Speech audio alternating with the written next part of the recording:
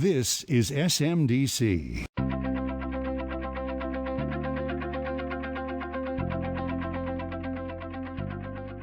Hello everyone, it's December 2021, and this is episode 13 of The High Ground, U.S. Army Space and Missile Defense Command's official podcast.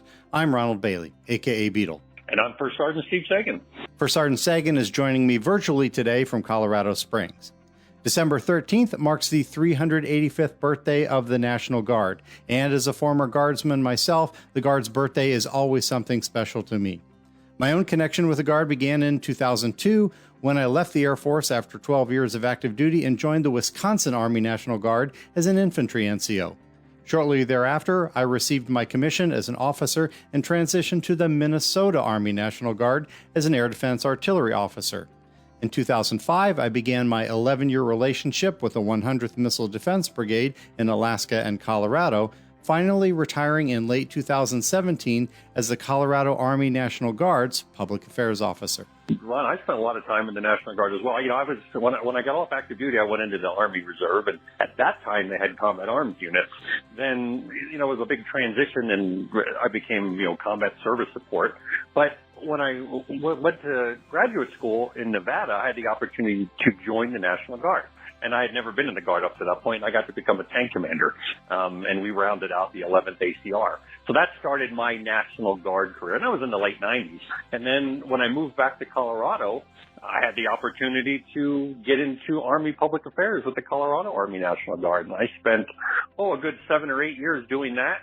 Went back into the infantry with the Colorado Army National Guard, and then back into public affairs before I transitioned back to the Army Reserve. So the Army and the Army National Guard's birthday is near and dear to my heart as well. The genesis of the National Guard can be found in the English tradition of militia service during the pre-revolutionary American colonial period. This was solidified on December 13, 1636, when the Massachusetts colonial legislature directed that the colony's existing militia companies be organized into 3 regiments. This date is recognized as the National Guard birthday by the Department of Defense. To be honest, there's no way to do appropriate justice to the 385 years of Guard history in only a few minutes, but what I'd like to do is borrow from the introduction of Michael Dublier's authoritative work, I Am the Guard, which notes that the composition and service of the Army National Guard has evolved in 3 distinct phases. From its early beginnings in North America, the militia, typically small companies, provided local protection, law enforcement, and served as the basis for more ambitious military ventures. During the American Revolution, the militia fought the war's first battles, provided a foundation for the creation of the Continental Army, and contributed troop units of varying quality for a wide range of missions. Throughout the 19th century, militiamen enforced federal, state, and local laws, helped to create the vast volunteer armies of the American Civil War, and served the nation as it expanded westward. In the aftermath of the Spanish-American War, the long era of militia service surrendered to the rise of the National Guard, more as we know it today. Perhaps the most significant change in the Guard's evolution began with the Militia Act of 1903, where the National Guard became the organized, trained, and equipped Federal Reserve of the United States Army. In 2 world wars, the National Guard proved its worth from the battlefields of Western Europe to the Mediterranean basin, and throughout the far-flung archipelagos of the Pacific Ocean. After World War II, the modern Army National Guard emerged as a bulwark against communist expansion. During the Cold War, Army Guardsmen fought in the Far East and deployed to Europe and Central America to help contain communism. In the post-Cold War era, Army National Guard soldiers have ventured to Southwest Asia, the Balkans, and implement a new national security strategy. In nearly 4 centuries, American militiamen have transformed themselves from a loose collection of local defense forces to a modern and ready Army National Guard that is arguably the best reserve force in the world. They also still retain the key elements that sets them apart from their active component and reserve counterparts, which harkens back to their foundation as a local militia force. National Guard soldiers naturally serve in what is known as Title 32 status. While in that status, the Commander-in-Chief of the National Guard in the 54 states and territories is their governors. Without getting into the legal and technical details, this is why you largely see the National Guard used during disasters and other emergencies such as civil unrest. They are available to the governor for being called up for just such efforts. Having served with the Army National Guard myself from 2002 to 2017, I know that serving the community in time of need is a particular source of pride for all National Guard soldiers. From filling sandbags to stop a flood in Nebraska to fighting the nation's wars overseas. For 385 years, the National Guard has been exactly what their motto proclaims. Always ready, always there. So that's a quick summary of National Guard heritage. First Sergeant Segin will take us from here and highlight how the National Guard has expanded from the front line of our nation's conflicts here on Earth to how SMDC National Guard soldiers are protecting us on the new front line of warfare, space.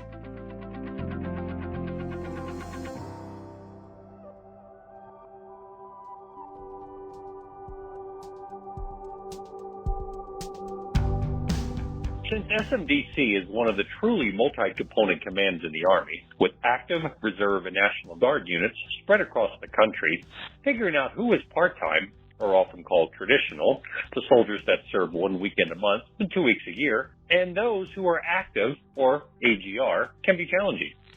The seamless mission these soldiers perform is critical to the SMDC mission. So when you walk into a space in the 100th and see a soldier, you don't see their status. You see a soldier. And that's a good thing. But to break it down, I asked Lieutenant Colonel David McDill, the command's National Guard liaison, to tell us more about the differences. So yeah, when it comes to the number of National Guard soldiers, you know, especially when you're talking AGR, who's here every day and who is in a traditional National Guard status working on the weekends, we actually have a saying with the 100 Missile Defense Brigade, the 300 protecting 300 million. And so there's actually roughly 60% of the SMDC Guard forces serving in an AGR or active Guard status versus traditional status of those that come in on the weekend. And the majority of those traditional status soldiers are actually with the 117th Space Battalion. With the core mission of Homeland Defense, the 100th Missile Defense Brigade is one of the 3 brigades in SMDC. This mix of traditional and full-time National Guard soldiers charged with missile defense. But you may be wondering why the National Guard has this mission at all. CW3 Andy Knight explains why the National Guard has this mission.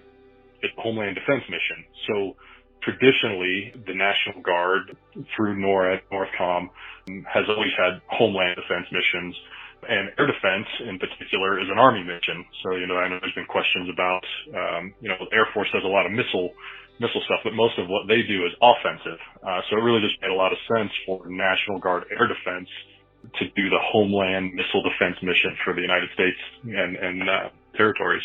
Although it is a National Guard unit, with many of the soldiers staying in their home state, there are active component soldiers that rotate in. These soldiers help the 100 stay fresh and up to date with the latest developments in air defense. Chief Knight tells us more. So the active component soldiers that we get, I think really bring 2 things. And the first thing they bring is that fresh look on air defense operations. You know, they may be coming from a THAAD or a Patriot or even some more obscure career fields like JTAGs to missile defense. And they can help us refine our gunnery program. They can help us refine a lot of our processes, and they can bring a different perspective on tactics, techniques, and procedures that we might not get to see because most of our National Guard soldiers are going to stay here for many, many years. So they bring that fresh take on things. And I think the other thing they bring is when they come to us, we try to you know, get them as much experience with our unique system as possible so that when they go back out to the active component forces, they can speak intelligibly about what our mission is and facilitate it from other positions throughout the command. With an eye to the sky, the 100th performs an important and critical Homeland Defense mission. But what about the other aspects of space? Much like 1st and 2nd Space Battalions of 1st Space Brigade, the Colorado Army National Guard's 117th Space Battalion connects the warfighter to space-based assets. Major Andrew Schaaf tells us about the mission of the battalion. It's the only space battalion in the entire National Guard throughout all 54 states and territories. The mission of the 117th Space Battalion is to plan, coordinate, integrate, and synchronize and execute space and technical operations in support of Army, Joint, Combined Forces, and civil authorities. Now, to get back into those numbers, you've heard a lot about Title 10, Title 32, and everything in between. Since the 117th is a Title 32, or traditional National Guard unit, they are often mobilized to assist in state-level or domestic incidents, such as natural disasters. Yeah, so the 117th Space Battalion is a National Guard asset. And so because of that, we function in a couple of different title statuses that is different from the active duty.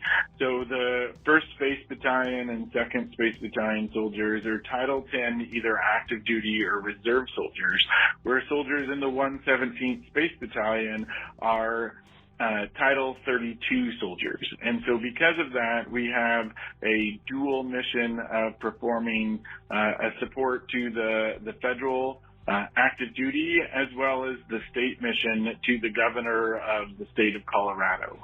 To confuse you more, this state call-up can be done as part of state active duty, but this is an important distinction between active or reserve and National Guard. Major Schaaf explains.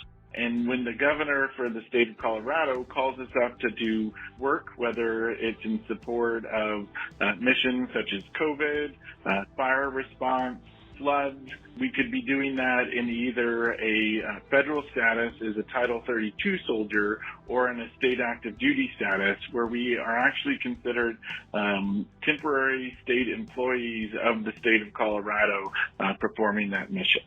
No matter what status these National Guard soldiers are in, they all bring the power of space to the warfighter, whether it's in support of state, local, or federal partners. As part of the Defense Support to Civil Authorities, or DSCA, the 117th brings their space-based capabilities to help these federal, state, or local authorities do a number of different things. Let's learn more. So in response to support to civil authorities, we may do a mixture. Primarily it's been the support of commercial imagery to the emergency response and emergency agencies that are overseeing the response, whether it's providing quick access to the commercial imagery or some assessment of the commercial imagery that's able to be created. In some of the responses that we have been doing recently, it hasn't been doing space activities at all, where it's just providing additional bodies to be able to support the emergency response authorities in those particular areas. National Guard soldiers are an important part of the total Army force and trained and deployed globally, just like the active component.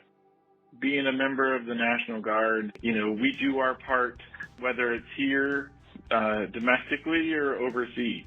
Over the last year, we've had soldiers mobilized to support all kinds of missions, whether it's responding to COVID, to floods, to fires, to the additional work that's gone on at the National Capital Region. One of my soldiers was deployed in support of that.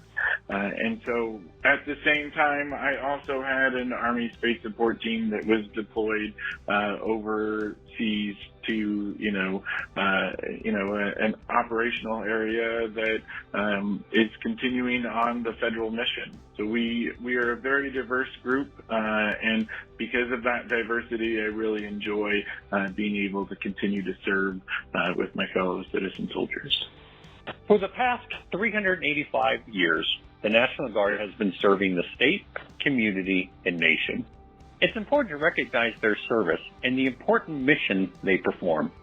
Lieutenant Colonel McDill sums it up for us. I want to reiterate, I think this is great that you guys are recognizing the National Guard for their 385th birthday. The National Guard was stood up on December 13th, 1636, when farmers would put down their pitchforks and pick up a rifle, and that was the first muster. And today it's teachers, it's police officers, firemen, what have you, people coming from all walks of life and putting on the uniform to defend their state and nation We just celebrate the 385th birthday today. Thank you. This has been another edition of The High Ground. For more great content, follow us on the web at smdc.army.mil. I am Army First Sergeant Steve Segin. Thanks for listening, and happy birthday, National Guard.